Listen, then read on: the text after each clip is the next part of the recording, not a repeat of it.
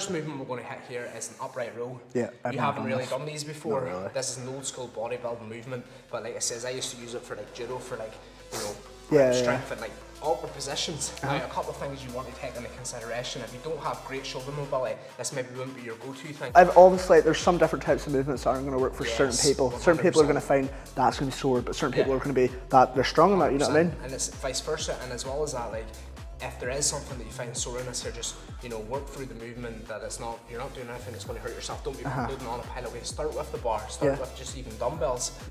For me, I like to do a wee bit of a closer grip with this movement. So to kind of slightly bend the wrist inwards like that. Yeah. And then from here, we're kind of like dragging it up, just like so. Down nice and slow. I can really see your muscle fibers on your delts working perfectly there. Side delts will be working pretty hard with this here. Is just. Do you see that though? There's like fibers that they're like twitching. Yeah. So nice, dragging it up through. Like almost like a death grip. Yeah, if that's yeah, alright. 100%. Perfect. Just like that. Right. Just like that. Yeah, 100%.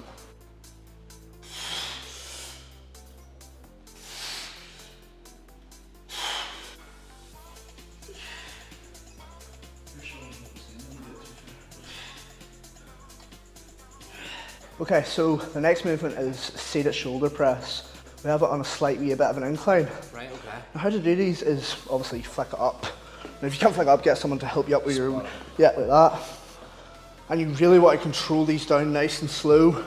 Bring them down and press them right up. Now, see when you're here as well, that's another good thing.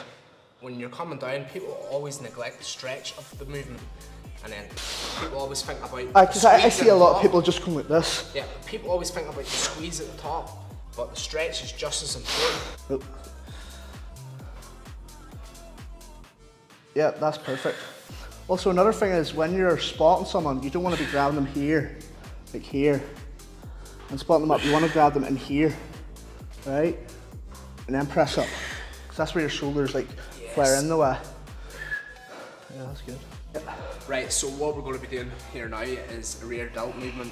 So face pull. Yeah. This is probably, this you've is probably actually, seen this one a lot actually, to be honest. These will probably build your shoulder better than any press movement. Oh yeah, yeah. Especially your rear delts let it give that there big like 3D effect, if you know what I mean. Right, so like that kind of like up in there. Yeah, if you don't have good rear delts, your shoulder looks weird from the side. As well as that, like even for injury prevention and mobility, so like for bench press, just as an example, to show people this. So when you think about the mechanics of a bench press, you're getting that arch, and when you're coming here, you might have restrictions, your rear delt or even your shoulders, and I find this here movement will really help opening up that chest and that's why delts. people always say to warm up your rear delts before a bench press. 100%. Thumbs are onto it, and they're held out the way. And then pull it right into your face and squeeze, like retract and squeeze at the back.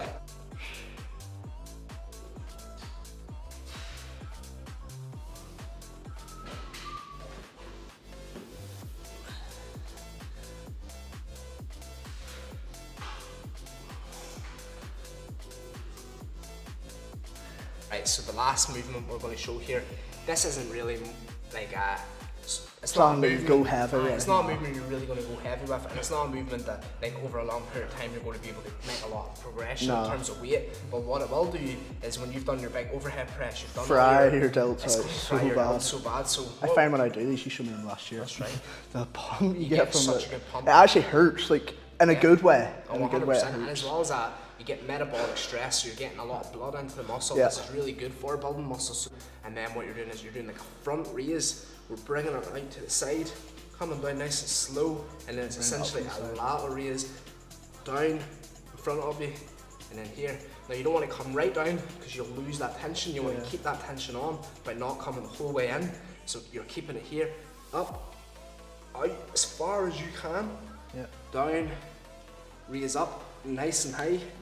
It's kind of like a lateral raise and a front raise at the same time. Essentially, like a lateral raise, but this here bit is going to be hitting your rear delts, especially if you pull back like this, down, side delts, up, around, and just here. And I swear you, like that's just a couple reps in already. It hurts, doesn't it? Really slow. Especially after you do this, after lateral raises or whatever your big heavy lift. That's it. Out, get that rear delt. So see before you bring it down, let them rear delts hit. So easy. So there. That's fine. Right now, come back further. There. Oh gosh. There. Don't come right in. Keep the tension on the whole way. Down there. pull back, tension, hold it down. You see there, up. That's what you want to be there. You can literally do it. Do you know what I mean? You want to keep time under tension the whole way through this movement. So as you're hitting your side delts there, good man, perfect form. Back tight, let it come right back, and then rear delts don't come the whole way in. Do you know what I mean? Oh my god.